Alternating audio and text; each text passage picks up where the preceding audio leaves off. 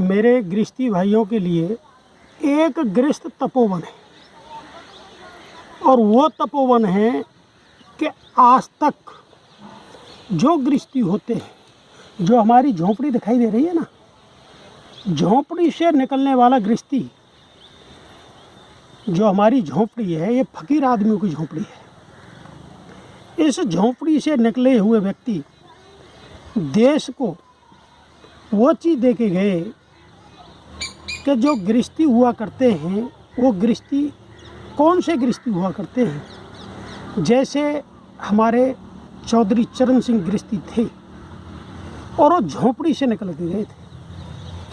वो किसान थे और गृहस्थी थे। जब उन्हें गृहस्थ का और किसान का दोनों चीज़ों का ज्ञान था कि किसान कितना दुखी है और गृहस्थी कितना दुखी है, तो उन्हें दोनों चीज़ों का ज्ञान हुआ। जैसे किसी को ज्ञान होता है फील्ड का, शारीरिक वर्क, और जिसे शिक्षा का ज्ञान नहीं होता, तो वो अधूरा गृहस्थी है।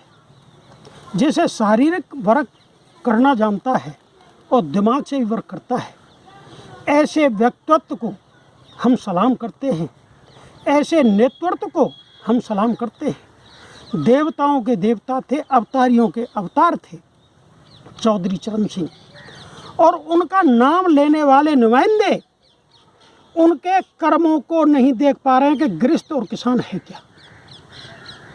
उनके आप पहनावे को देखते, उनके विचारों को देखते, ना उनके विचारों को आपने फॉलो किया, ना उनके आप पहनावे को आपने फॉलो किया। गृहस्थी, सच्चे गृहस्थी, तपोवन गृहस्थी चौधरी, हमारे महान मानव चौधरी चरण सिंह थे, जो गृहस्थ को जानते थे, किसान को जानते थे। आज कोई ना गृहस्थ को जानता है, ना किसान को जानता है। क्यों? ये झोंपड़ी वाले लोगों को तो कोई यूँ नहीं पूछता, ये अरे झोंपड़ी में पड़े होंगे। जिस झोंपड़ी से जब तूफान उठेगा तो आप तूफान को रोक नहीं पाओगे। हमने जितने संगठन हैं, मांगे कि ये हमारी सबकी स्वामीनाथन रिपोर्ट हमारे किसानों की और गृहस्थियों की, जिस दिन 2022 1 जनवरी का अल्टीमेटम दिया है आपको, जिस दिन पानी, बिजली, सब्जी, राशन जिस दिन किसान बंद करेगा, उस दिन दिल्ली में क्या खाओगे आप? क्या खाओगे आप? क्या पेट्रोल पियोगे, तेल पियोगे, क्या खाओगे आप? या तो हमारे धैर्य की परीक्षा मत लो।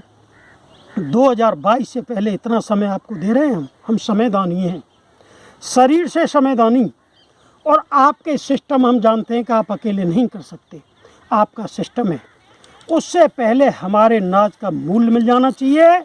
और नहीं, जैसे आपने नहीं देखा, आप निर्जीवों की पूजा कर रहे हो। गृहस्थी को निर्जीवों की पूजा करने के लिए कोई समय नहीं होता।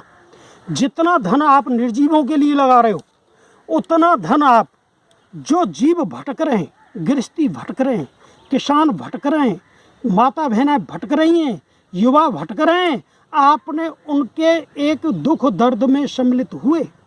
आप उनका दुख दर्द ये समझते हैं कि इनके लिए भोजन नहीं मिलेगा तो ये कितने दिन जिएंगे। ये जीने के लिए आप एक बात बताइए, आपके लिए सबसे बड़ा अधिकार क्या है? मानव हैं आप, मर्यादा में रहते हैं आप धर्म में रहते हैं। आप धर्म में रहने वाला, मर्यादा में रहने वाला और मानव का विकास करने वाला वही व्यक्ति होगा जो व्यक्ति किसान के जो नाज हम पैदा करते हैं खून पसीने कमाई से, उसका मूल्य मिले, हमारे युवाओं को रोजगार मिले। आप ये अपने दिमाग से निकाल देना।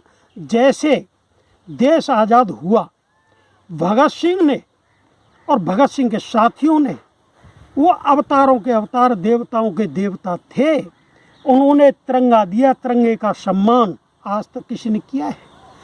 आपने भारत रत्न उनको दिया है? आपने करेंसी पे फोटो उनको लगवाया है? जिस धरती माँ में से हम पैदा हुए और जो धरती माँ हमारी गुलाम थी, धरती माँ को आज़ाद करवा दिया। इस माता को आज़ाद आपने क्या किया?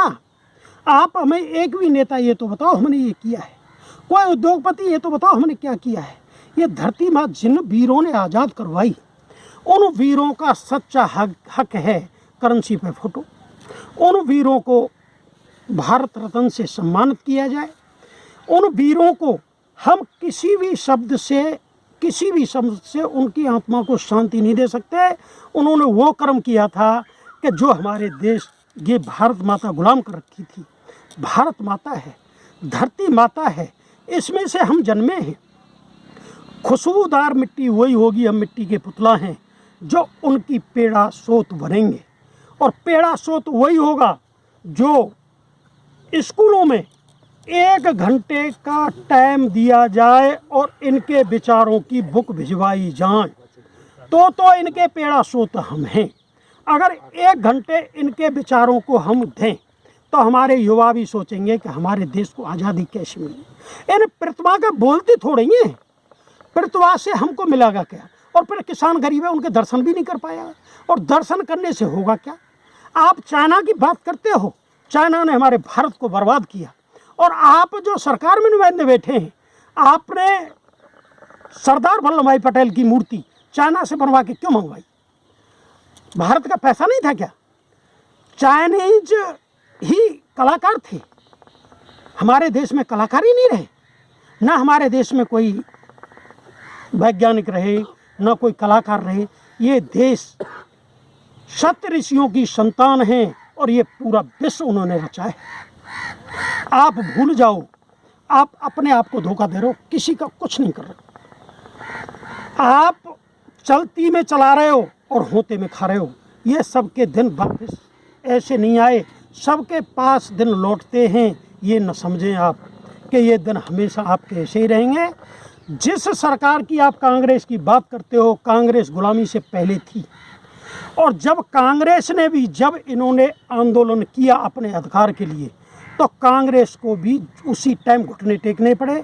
ये कांग्रेस सरकार हमारे देश की सरकार नहीं है, ये कभी भी हमारे देश का भला नहीं चाहते।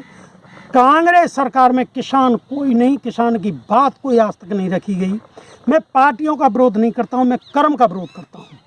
आज तक उन्होंने इतने दिन सत्ता में रहे, कभी तिरंगे को उन्होंने कभी सम्मानित नहीं किया। क्या अपनी पार्टी का चिन्ह बना लिया तिरंगा, अपनी पार्टी का चिन्ह?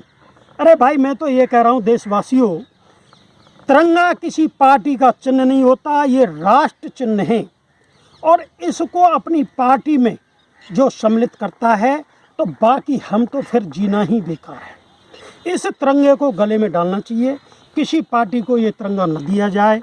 अगर किसी में दम है तो ये तिरंगा सिर्फ सम्मानित हो, और सम्मानित उनके लिए हो जो हमारी धरती माँ को, जिन्होंने, हम धरती माँ के लाल हैं। धरती माँ में से, मिट्टी में से हम एक अनमोल रत्न ये शरीर निकला है। शरीर वही है जो मनसा पापी न हो। आप सब हमें दिख रहे हैं, आप मनसा पापी हैं। सिर्फ हम जितने संगठन वाले हैं, जितने हमारी एक ही मांग है, स्वामीनाथन, और सब संगठन हमारे, कोई संगठन एक नहीं है, कोई 500 संगठन ला रहे हैं। जिस दिन 500 संगठन दिल्ली को घेरेंगे और अपने अनाज को और अपने खाद्यान्न बंद कर देंगे, आपको किच्ची मार के वो दिन ना आए। आप ध्यान रखना हमारी बात को। उस दिन का इंतज़ार मत करो, वो दिन आएगा तो तुम्हें बचाने वाला कोई पैदा नहीं होगा। चाहे तुम नेता हो, चाहे तुम अभिनेता हो, चाहे तुम उद्योगपति हो, चाहे तुम संत हो, चाहे तुम भक्त हो, कोई भी हो।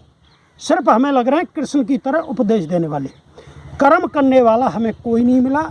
भगत सिंह की तरह ऐसा मलिन बम फोड़ने वाला कोई नहीं मिला है। कर्म करने में सब पीछे लग रहे हैं, सिर्फ उपदेशक हैं। जय हिंद, जय भारत।